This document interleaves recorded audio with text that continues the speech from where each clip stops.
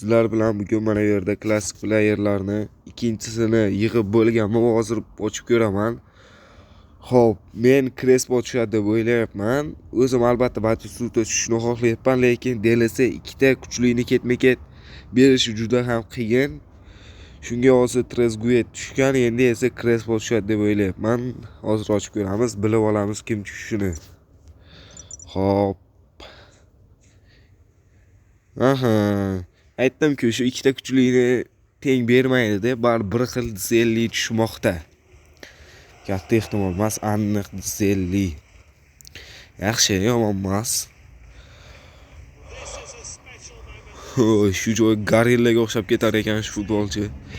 Buni yana bitta kartasi kelishi mumkin. Shunday taxminlar bor. Kuchaytirsa bo'ladi, ko'proq yarim himoyachi emas, himoyachi qilib kuchaytirsa bo'ladi, lekin men kuchaytirmayman. Keyingi videolarda ko'rishguncha sog' salomat bo'ling.